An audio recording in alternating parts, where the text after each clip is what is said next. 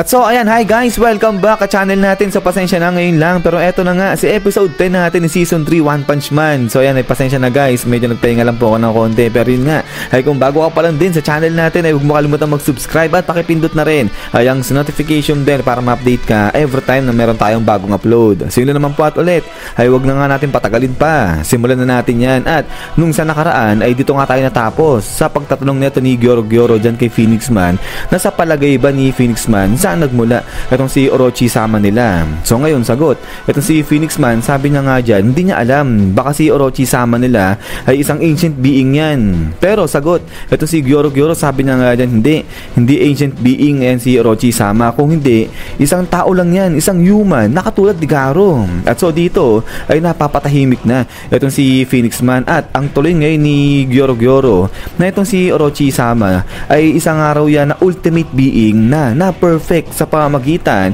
ng napakaraming failures at saka nga ng napakaraming sacrifices. So kaya nga, itong nilalang ng araw na to si Orochi-sama ay karapat dapat talaga natanghalin bilang hari ng mga halimaw.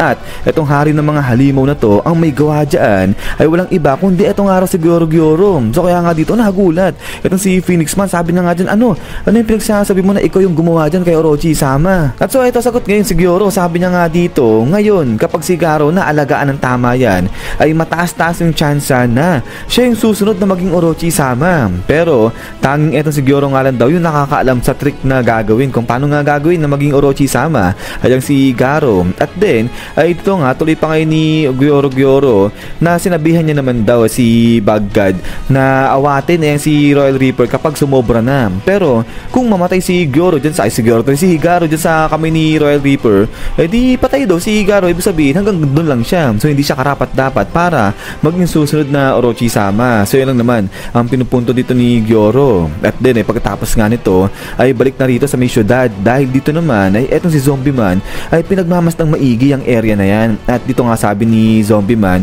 na imbestigahan niya na yung buong paligid at naharangan niya na pati yung sa may rear o yung sa may likod na daanan. At dito ay tanging isang gorilla lang yung nakita niya na pumasok, at maliban nga dyan wala nang pumapasok saka lumalabas din sa may area na binabantayan niya. Ilang oras na yung nakakalipas. At eto ngayon tuloy pa nga dito ngayon ni Zombie Man na walang duda yung organization na matagal niya nang hinahanap ay nandiyan nga sa area na yan. So yun nga yung pinagmamasdan niya na building nung sa may una-una nating chapter. At dito sabi nga ni Zombie Man kasi napakaraming mga nagtatransport dito ng mga napakaraming quantities o napakaraming bilang ng mga unidentified powders at saka mga equipment. At dito sa tingin niya nga walang ibang gumagawa niyan o gagawa niyan kung hindi itong organization na hinahanap niya. At ito ngayon sabi ngayon ni Zombie Man na parang wala nga ata yung ibang miyembro ng organization na yun, kaya ito na yung tamang panahon para atakihin niya yan. So kaya nga dito talon na itong si Zombie Man. At ito nga tuloy pa ni Zombie Man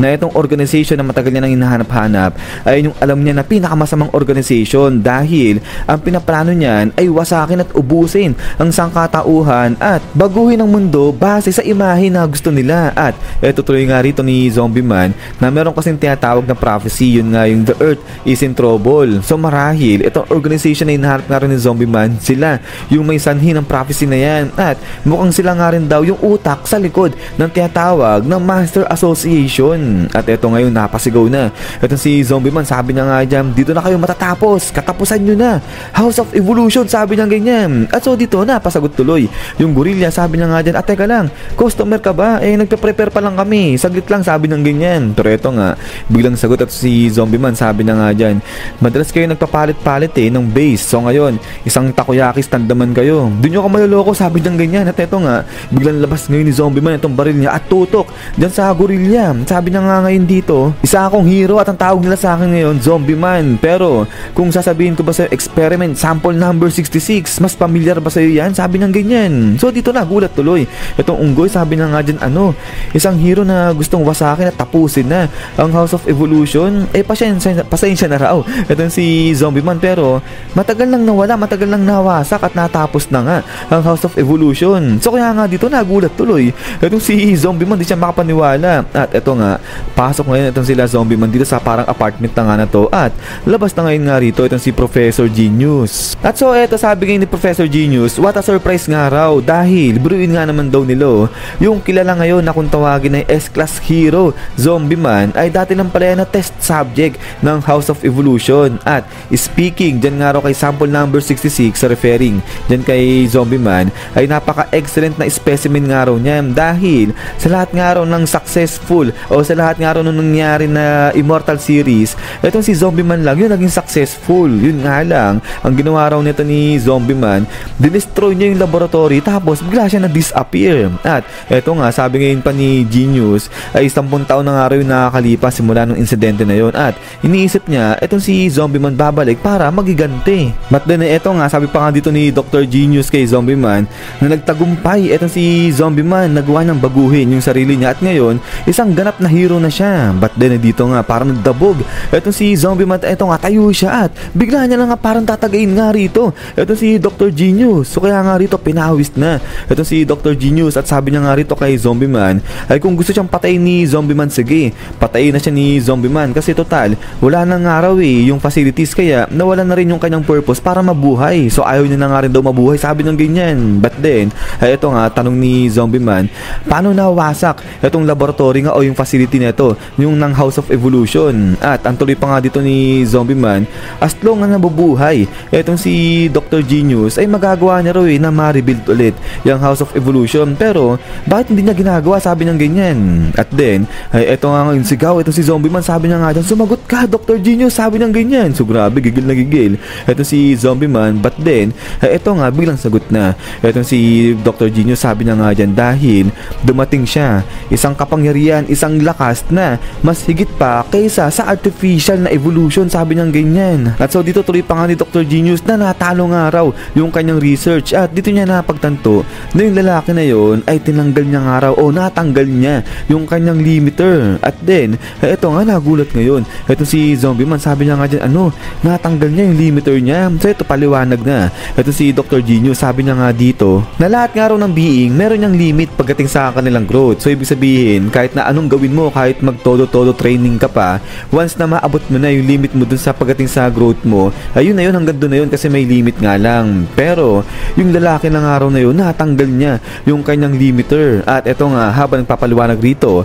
etong si Dr. Genius ay balik na nga rito yan sa laban ni Garrot sa kanga nito, ni Bagad sa kanga ni Royal Reaper. At eto nga, pagsuntok ngayon ni Garrot dyan kay Bagad ay dito ay walang nangyari. At eto nga, nasaktan pa dyan, na-damage pa etong kamay nga ni Garrot. So aray dito etong si Garrot, at din pagkatapos nga niya is pak ala sige. So dito ay pinag-i-slash na nga siya neto ni Royal Reaper, pero ilag-ilag lang dyan etong si Garrot. So lupit ni Garrot, at din pagkatapos nga niya eto nga biglang sway-sway lang ni Garrot etong kanyang kamay. At ngayon dun sa may likuran niya, atake na etong si Bagad. Pero eto nga, naramdaman ni Garrot yan, kaya naman pagkatapos nito is pak dito dineflect niya yung pag-atake ni Royal Reaper papunta dyan kay Bagad. So sapul dyan sa mukha etong si Bagad. At so dito ngiti ngayon etong si Garrot kasi nga nakaisa siya dyan kay Bagad. But then maya eto nga nagulat dyan etong si Garrot pagkatapos nga nito is blagag. Dito bigla nga siyang inismash ni Bagad. So hindi siya tinablan nung dineflect ka na atake nito ni Garrot. Pagkatapos nga niya is dito na umuusok na etong si Bagad. At then ay dito is BAM!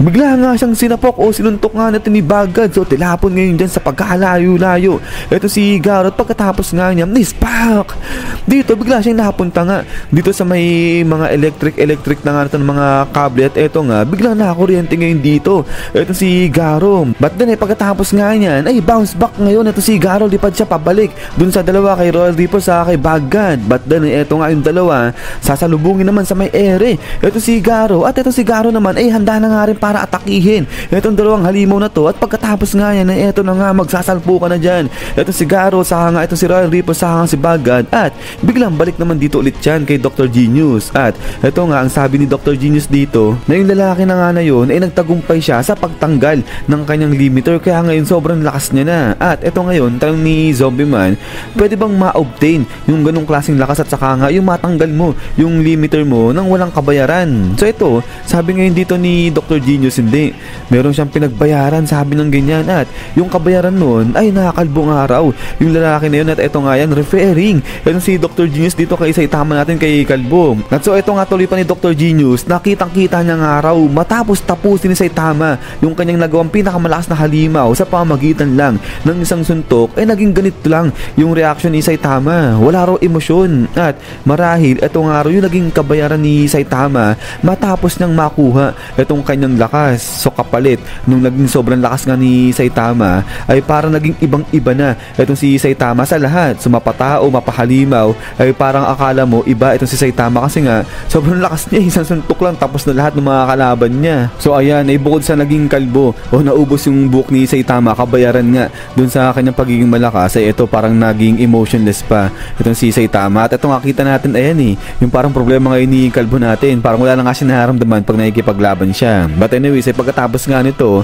is yan guys, so hanggang dito lang muna itong si season 3 natin episode 10 at ayan ay hintay-hintay lang nga guys para naman dito kay episode 11. So mamaya ay ipupush natin na ma-upload nga yung kasunod nito. So yun lang guys, at ulit ay maraming salamat sa panonood nga rito kay One Punch Man natin. So lagi mag-ingat, God bless niyo lahat at kita-kits tayo ulit.